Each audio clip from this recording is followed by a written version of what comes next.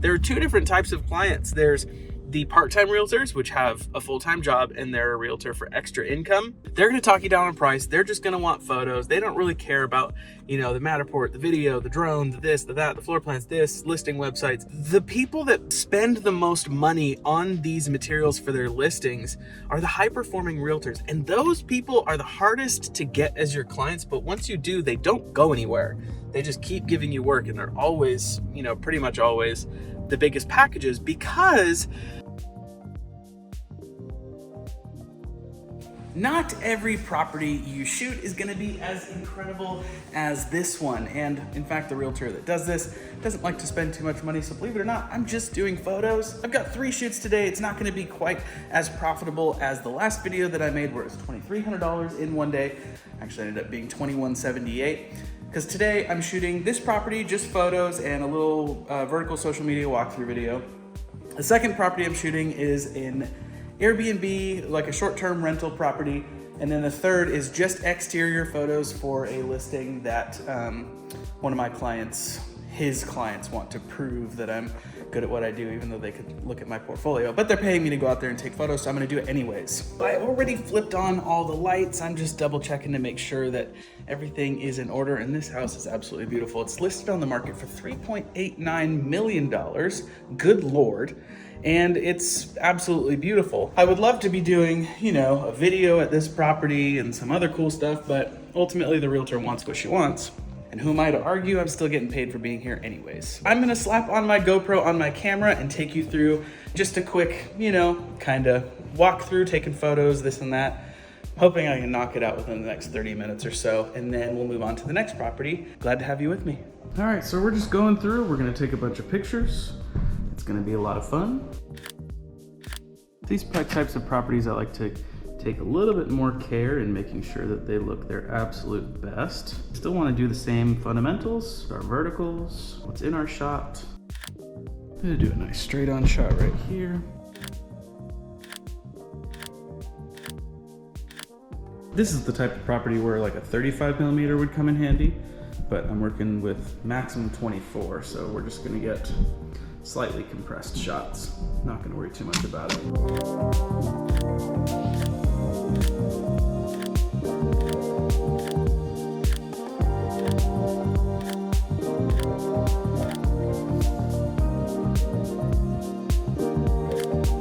Let's do a cool shot. I'm breaking the rules. Tripod's sitting way too high, but for kitchens, it's all good.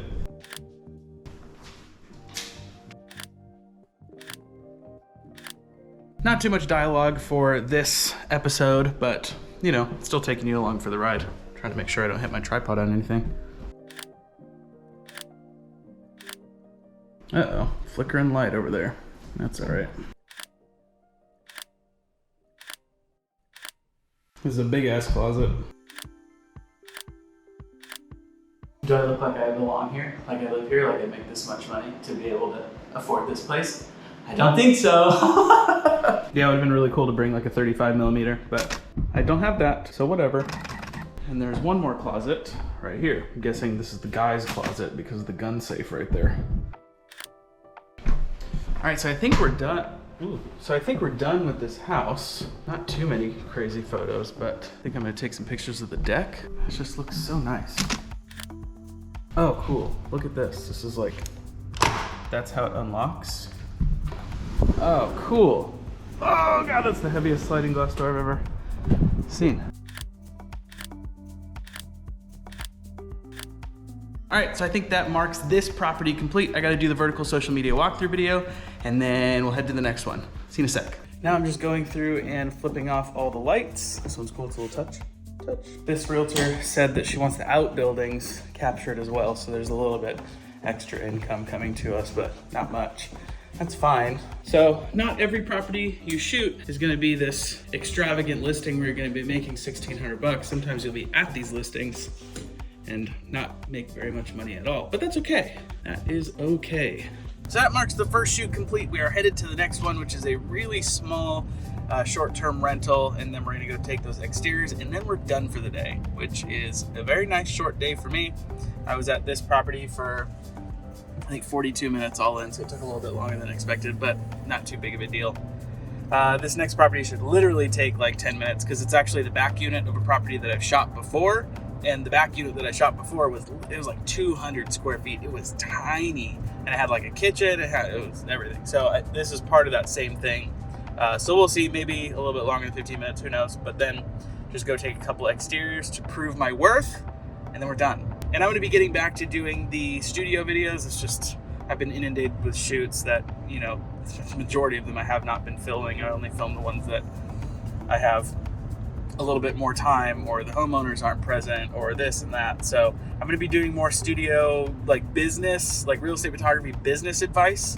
So that's coming next. So the next few videos after this one should be, you know, me sitting in front of the camera and telling you how you should run your business. All right, I'll see you in a sec. All right, so we are at the second shoot, and when I tell you it's tiny, this is what I mean. Can't even open the door all the way with this Murphy bed right here. Ugh, this is it. This is the entire thing. Cool bathroom though. That's a neat shower. I wonder if it rains down. Yeah, it does. That's super cool. It's a cool little bowl. Feels like something you'd find in like Tokyo, where there's like no residential space. I don't even know how. I mean, I ran into this because I shot the other unit that's literally just up, and that was a challenge. Luckily, I have a 12mm lens to be able to capture everything. But all right, I'll take like 4 pictures of this interior unit and then I'm done, I guess. Oh God, you never know what you're gonna find yourself in. And these lights don't even, where? Oh, there you go. Yep, they do. Those don't. Ruh-roh. All right, take some pictures and I'm gonna leave. I mean, it's just tiny in here. It's just crazy. There's only so many angles that you can get. I can pretend that I'm shooting the kitchen now. And then maybe I'll get the bathroom in the shot too. I mean, that's kind of what it's gonna look like. No room at all. Since I can't get a bunch of interior photos, I'm just trying to capture every single angle of the exterior. So I'm taking pictures of, you know, the path, the walkway to get back here, because it's kind of convoluted. All right, we finished with the photos. He wants some drone photos, so I'm gonna fly it up and take it right now. There it is. Hello.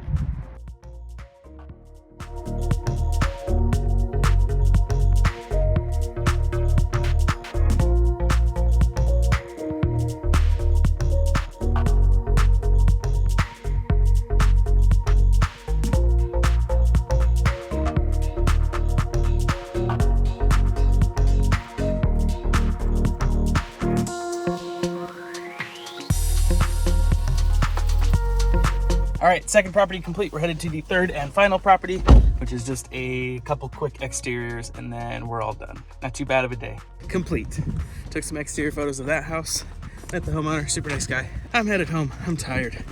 Even though it was like a relatively really calm day compared to most of my other shoot days. I don't know what it is about today. For some reason, it took it out of me. I'm also hungry. I haven't eaten yet today, and it's 2 o'clock. That's probably why. All right, see you in a sec. We'll talk a little bit more and then we'll be over. So in all my videos, I try to have at least like an end of shoot discussion time where there's some key takeaways. And though you might not, I don't know where the hell I am. I don't even know if I'm going the right way, to be completely honest. So I know what you might be thinking is that, oh, Jordan lives in California. He can charge these ridiculously high prices.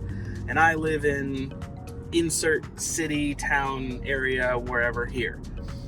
I would much rather live and operate in a place that does much more listings and not be able to charge as much per shoot. Because my market at any given time, there aren't that many properties for sale. If you look at, you know, the Zillow for my area, there aren't that many red dots. But if you go to somewhere like Spokane, Washington, which, you know, where the hell's Spokane, Washington? There's a lot more properties for sale. So while the dollar amount per shoot might not be as much, you can supplement it with a whole lot more work, which I would prefer. Obviously, I like not having to work that hard and making good money doing it, but I'm not as busy as I could be. I'm not gonna move from where I'm at because the weather here is perfect.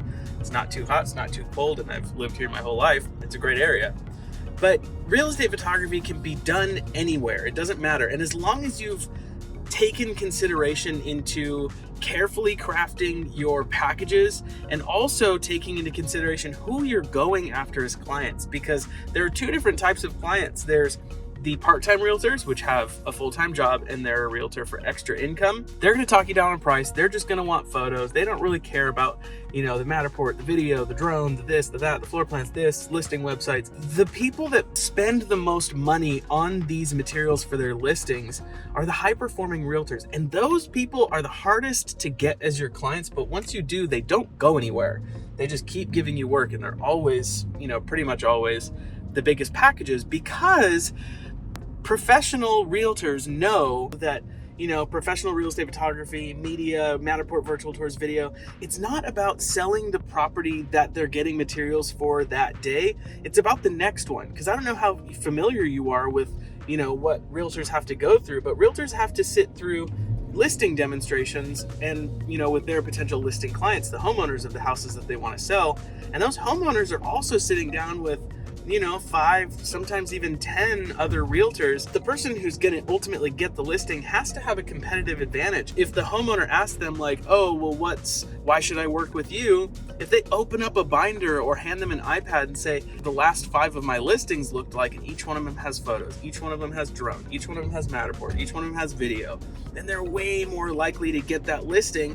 And it also opens up the opportunity for a lot more luxury listings for any given realtor, because the higher dollar amount, higher value homeowners who are looking for a realtor to represent them, they want to feel like their house is the most important thing. And if they're working with a realtor that, they just take cell phone pictures, or maybe they just get professional photos, they might feel a little jaded, and those realtors might not be able to get, higher quality listings. So you can really leverage the branding aspect when you're reaching out to these different types of clients that you really want to be working with, i.e. the high value, the high performing realtors, because it's totally possible. So I don't care what market you're in, you can have $1,200 packages, and you could sell those $1,200 packages and be doing that. When I started out, I just did $150 photo shoots. I didn't know how to do video. I didn't know how to do Matterport. I didn't know, I was terrible at drone. I uploaded a video that showcased how horrible I was at drone, but I did it anyways. And I switched my mentality, being like, yes, of course I'm worth $1,600 packages. Of course I'm worth a $2,000 package. Why would I not be? That's the mentality switch that you have to get. If you don't make that switch, then I don't care who you are, you're always gonna be selling $200 photos and not being able to, like, your average listing revenue, your average order value might only be $200, $300. And while that's okay, there is a better way to go about your business, and it's by carefully crafting your packages, which I'll leave a link to that video to carefully craft your packages. I have a worksheet that you can go through, but that's my 2 cents. I hope you enjoyed today's video. I'm going to be getting back in the studio and prioritizing doing more talking head videos where it's a lot more in-depth business advice. So look forward to that. As always, you can pick up a copy of my book, The $1 Million Photographer, if you like what I talk about. My book is full of it. It's 260 pages long.